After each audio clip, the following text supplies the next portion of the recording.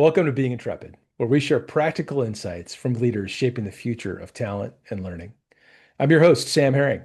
Over the past 2 decades, I've built companies that help people learn and organizations thrive. Today, I'm joined by Ted Forbes.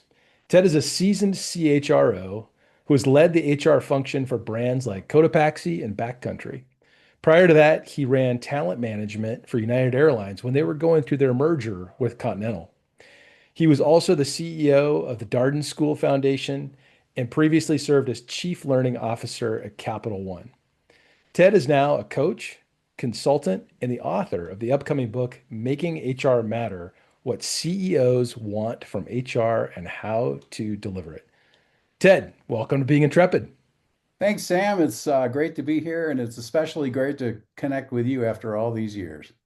Yeah, absolutely. Well, as we've been sharing, talking, and leading up to this podcast, I'm really looking forward to this conversation.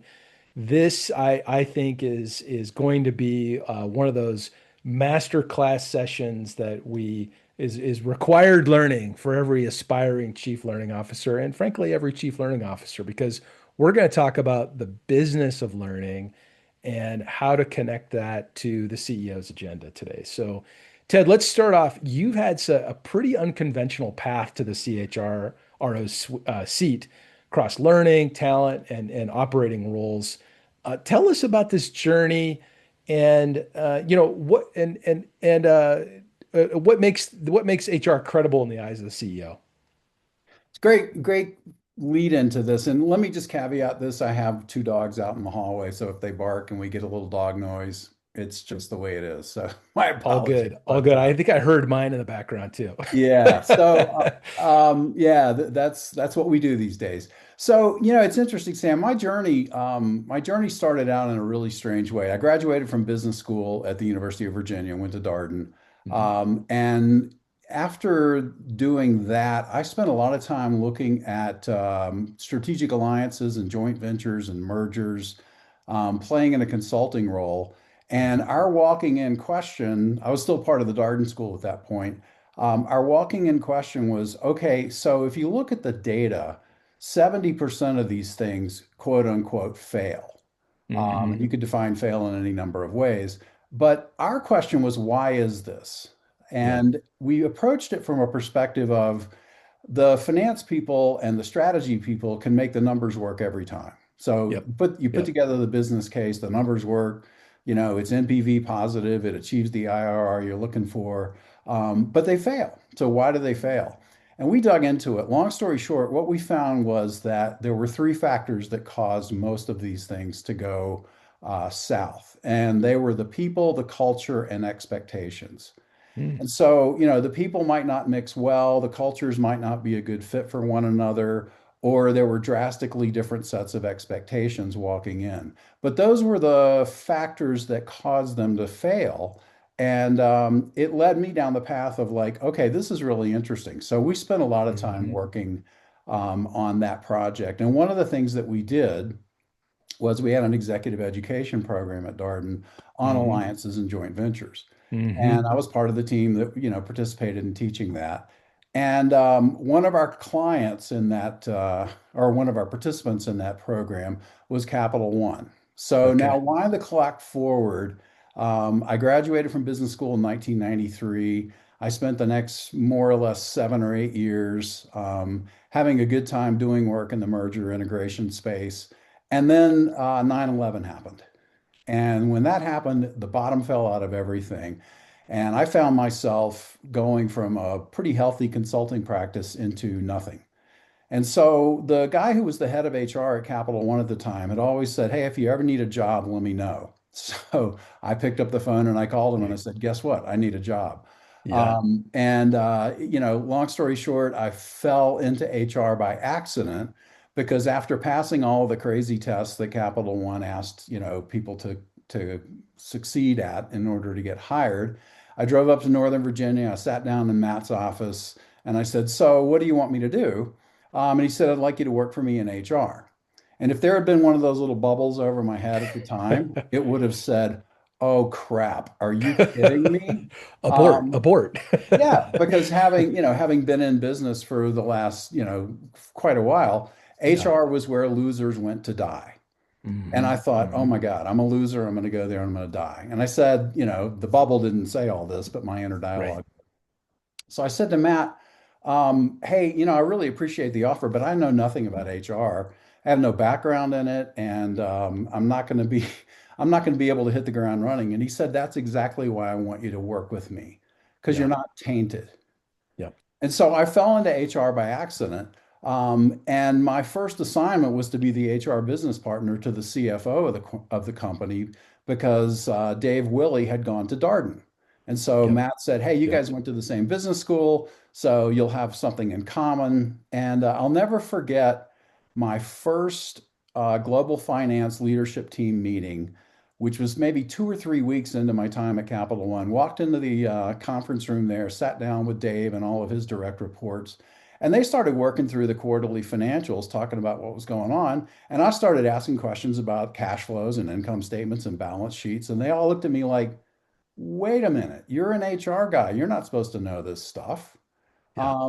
But I did.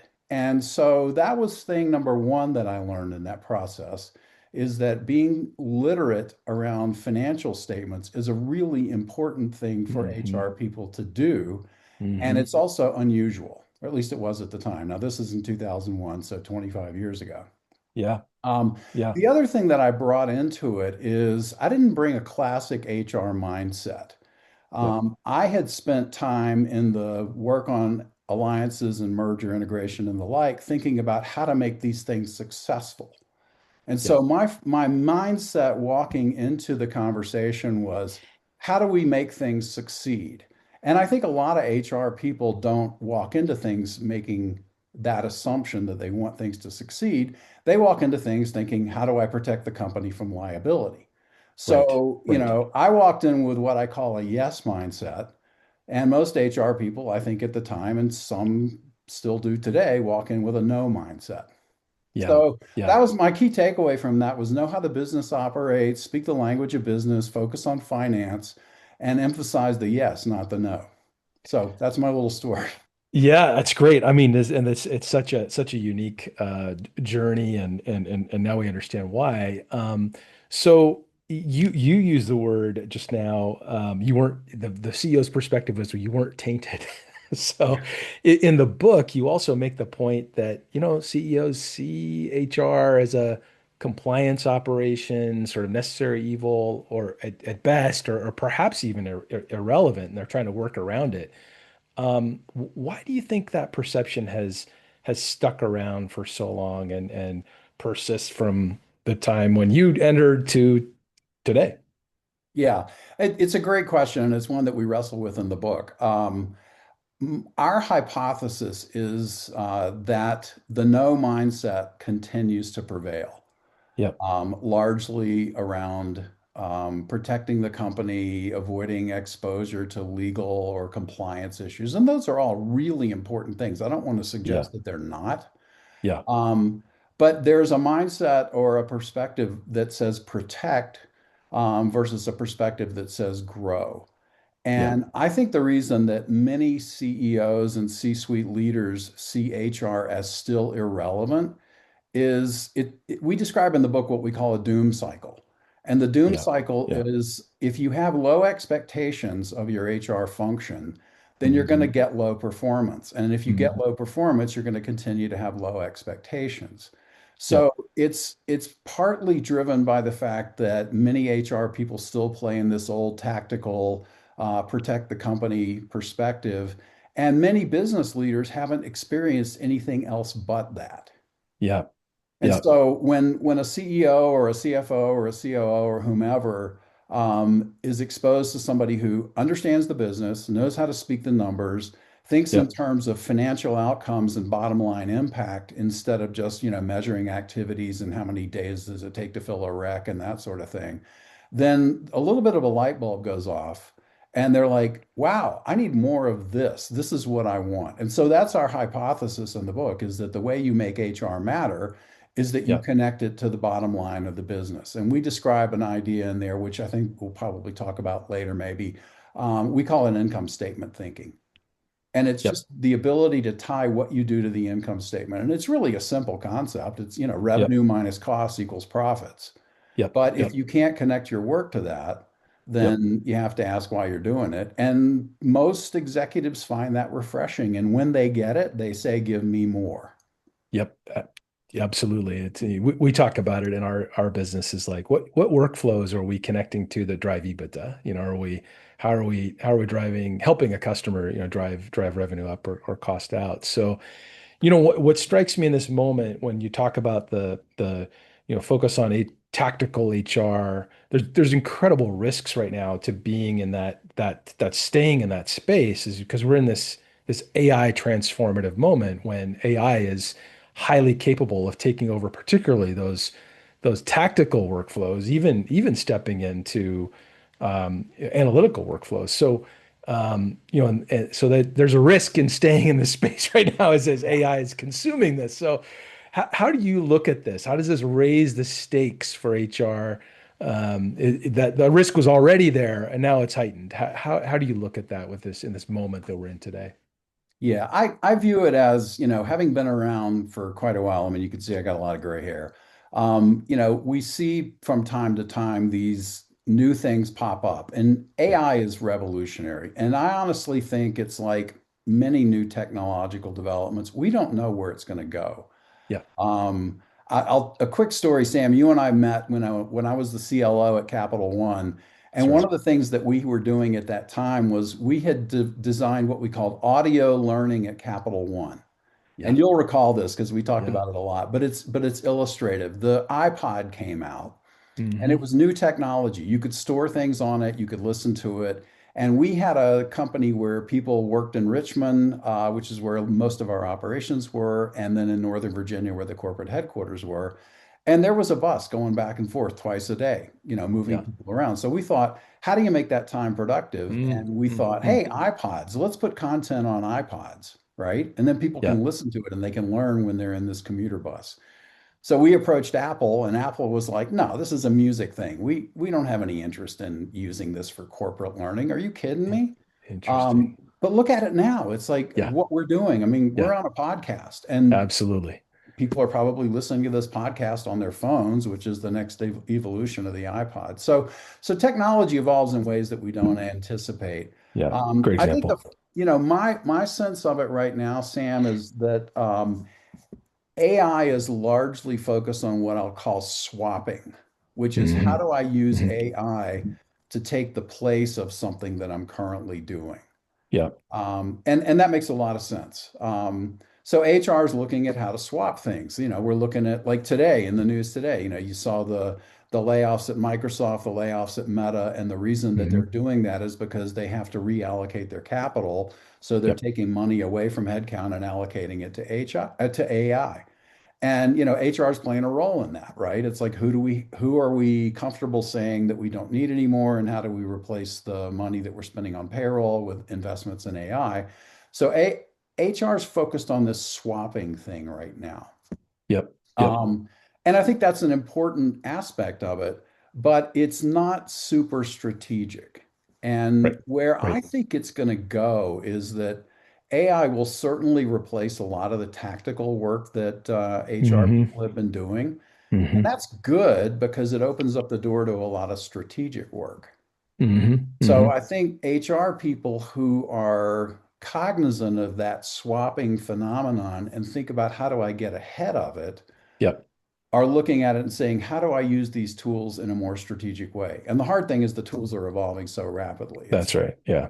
I got Chat GPT sitting on my laptop right now. I talked to my daughter yesterday. She's like, Dad, you should be using Claude. And I'm like, okay. So who do I use, right? Right. Um, but I For think the other today, thing, could be something else tomorrow, right? So, yeah, exactly, yeah. exactly. Yeah. And I think the other thing is, you see a lot about these, agentic bots, right? Hmm. Hmm. And this is hilarious for a guy who's 68 years old because I'm like, this reads like science fiction, man. But I think the question is, what can humans do that AI can't do that Hmm. really creates bottom line value? Yep. So I think that's where you start looking at like who are the people, what is the culture, Yep. how do Yep. we give people tools and office environments and technology that allows them to leverage these, frankly, kind of sci-fi bots Yep. in a way that takes away the tedious tactical work and frees up their mind to do the stuff that only humans can do. And I think that's the challenge that HR's got is identifying what is it that only humans can do and how do we Right. pair that up with the amazing capabilities of AI. Well, I'm struck going back to the where we started the conversation around those are the same things that drove the M&A success or failure, the people, the culture, the expectations. So, I mean, there's something there, those innately human aspects. So Ted, you talk a lot in the book about HR has to start with the business model. You just mentioned that this income statement thinking. So for our CLO audience tuning in or our aspiring CLOs, what are the first couple of decisions that they should make differently about their learning portfolio, how they run the business with income statement thinking? I think it starts with how do I plug into the three dimensions of an income statement? So again, revenue minus Yep, cost equals profits, right? yep, yep. So if I were a CLO right now, I'd be looking at how do I leverage learning to either drive revenue or Hmm. to reduce costs Yep. or to create cost advantages. And within that is sort of a secondary conversation around margins, like how do I drive margin expansion Yep. Yep. through learning work. But I believe that where learning is going to go um, is back to as you mentioned, it's that notion of people and culture Hmm. and Hmm. leadership, and I think those are the areas that you can't replace um, some humanity with AI. So, Yep. there's a lot, like I remember, as a CLO, we used to talk a lot about job specific knowledge, right? Well, you Yep. can train people, whether it's finance or whether it's operations or, whatever it happens to be. You can do a lot of stuff, I think, with AI training people on job Hmm. specific knowledge. And in fact, part of that training that we see right now is, I'd like this mystical thing about gaining tokens for your AI use and leaderboards and all that sort of stuff. I mean, companies are training their workforce as rapidly as they can on how to Yeah. use AI tools. And I think that's a perfect use for it. But Yep. I don't see a place where you're still not going to need leaders. And I Yep. don't see a place where you're still not going to need to identify and develop and cultivate your top talent.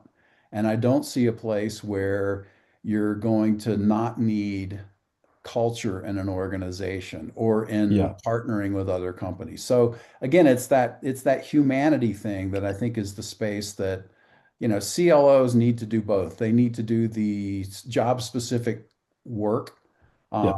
because that gets people up to speed, but they also need to do the people stuff. And I think the people stuff is what creates leverage on the income statement. Yeah. Yeah. Absolutely.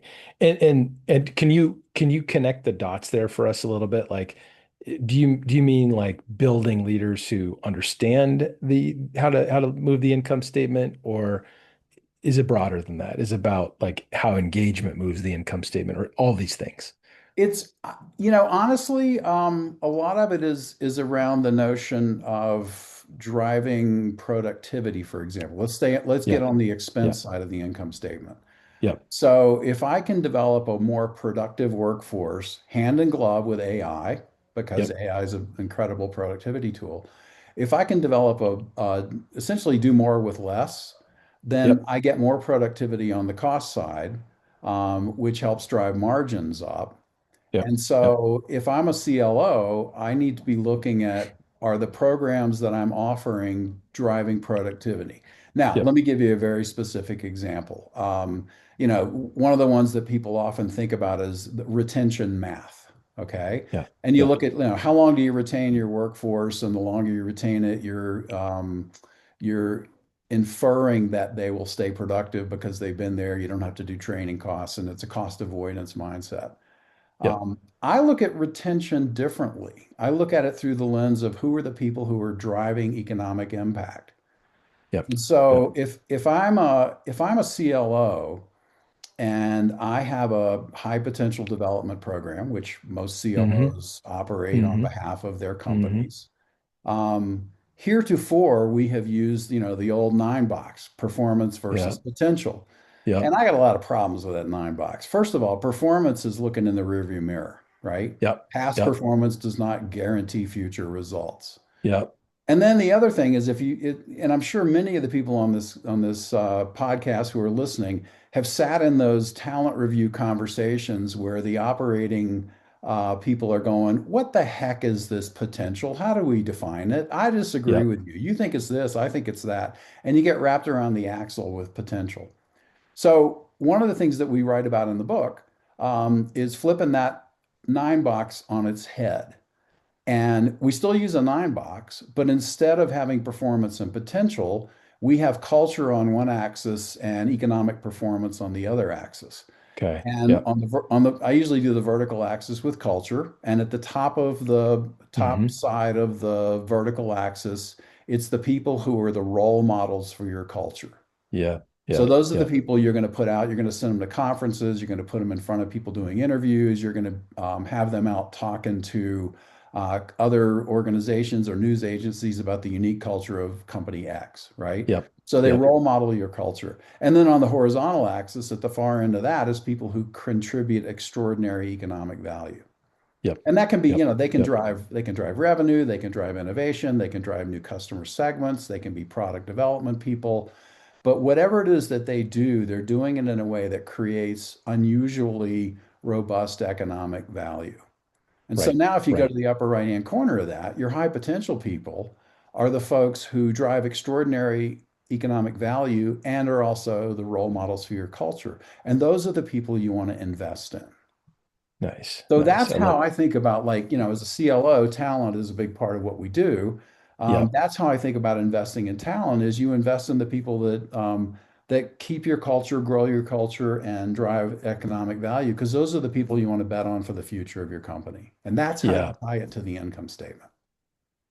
So let's talk about like where CLOs struggle with this. Like what are the mistakes, the common traps that they fall into when trying to operate with business model first, income statement thinking? Where do they fall down? Yeah. Things may have changed because it's been a long time since I've been a CLO. So I Yeah. want to caveat what I'm about to say with that. But I remember, when I first stepped into that gig, one of the first things I learned about was, like, Kirkpatrick's four levels of learning. Yeah. And the, Yeah. Yeah. the golden nirvana was level four, showing the ROI of your Yeah. training. Yeah. And I think Kirkpatrick was, he was on the right track. What's the ROI of the work that we do? But I think what happens, and I'll go back to this notion of this doom cycle of low expectations Yeah. and combine it with ROI thinking Yeah. and put the idea forward for many companies, when things get tight, the first thing that gets cut is training and learning, Yep. Yep. right? So CLOs, I think, have to watch out for the tendency to use ROI thinking to justify their existence. Yep. Yep. So it's Yep. like we did this marvelous training on AI, and we've got X percentage of our workforce now that has been replaced by AI. So therefore the ROI on this is high because we've swapped out people and we've swapped in agents. And look at how we save the company money. Now that's not a bad thing to do, Yeah. but I don't think it necessarily connects to what the business needs, because it's less about I can show you how the program pays for itself, and it's Yep. more about how I'm helping drive the financial Yep. model of the business. Yep. So it's a Yep. nuance. I know it may be a little hard, and you can tell me, but I think it makes sense to think about it that way. You've got to get on offense as Yeah. a CLO and not play Yeah. defense and not defend your headcount and your people and your resources and your budget. Instead, you've got to be proactive about showing how your people and your resources and your budget are driving profitability for your business. And if you can do that, then, when it comes around time for annual budgeting and your CFO is allocating capital, they're going to look at your learning function as a value adding function and therefore say, we need to keep investing in this as opposed to just cutting. Right, right. It's kind of these when you're building your budget for an internal function, learning and others, it's so much about like I have this investment I need. They're so fixated on I'm going to invest this. Okay, how am I going to justify it versus like focusing on that big R. Like what is that return that I'm going to Yeah. go out and tackle first? It's almost sort of backward thinking a little bit. Yeah, it is. It is. It's not the return on what I did, it's the return on what we did for the For the company. business. That's right. That's right. Yeah. Yeah. Yeah. So that's how I think about it. Yeah, that's great. So Ted, let's kind of land the plane here. To use your metaphor from your days at United.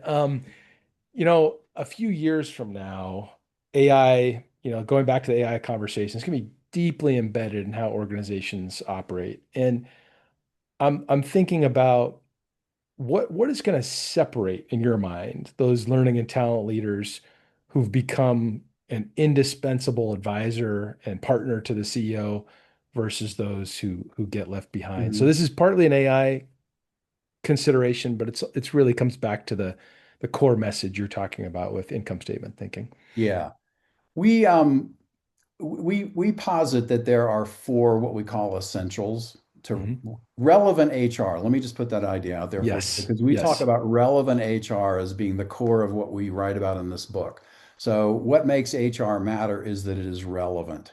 And Yep. that's an intentional choice of words because it's the opposite of irrelevant, which is the feeling that many people have about HR, right? Yeah. Yep. So there are four essentials, and we've talked about three of them already. They are um, alignment and value creation, which is, what we've talked a lot about aligning yourself to the business model and creating Yep. economic value. Yep. There's insight and wisdom, and I'll come back to that one in a second because that's the way I want to Hmm. answer the question. There's Hmm. culture. We talked about a little bit about culture, and we Yep. talked about talent. So those are Yep. the four. Yep. Yep. But let me come back to the second of the four, which is insight and wisdom, because I think Yeah. that's how CLOs and CHROs, and frankly, any business executive Yeah. needs to think going forward. I like to think about insight as a very finely tuned sense of pattern recognition. Mm, And mm, that, mm. a lot of people are using pattern recognition right now. If you go back and look at it, William L. Gibson, who is one of my favorite science fiction writers, actually wrote a book called Pattern Recognition. Mhm. And he's prescient, and he's a guy that everybody should read because he talked about the internet before it even existed and hacking. Right, And the guy right, is just amazing. If you've read him, so much of what he writes about is coming true. But pattern recognition is, in my mind, the ability to look at a set of things that are unfolding in real time and say, I've seen this movie before, right, or I've seen parts of this movie before, and I think I know where it's going. right, So that's right. insight. And then wisdom to me is knowing what to do with it. Yep. And so being wise is leveraging the ability to see where things are going, to identify patterns, to anticipate what's going to happen, and then to convince other people persuasively that this is what we should do. So that's where the wisdom piece comes in. And I think that's, again, these are unique human things. I don't think maybe AI can do pattern recognition. It probably can. I'm skeptical about whether or not AI can sit in a C-level meeting and be wise.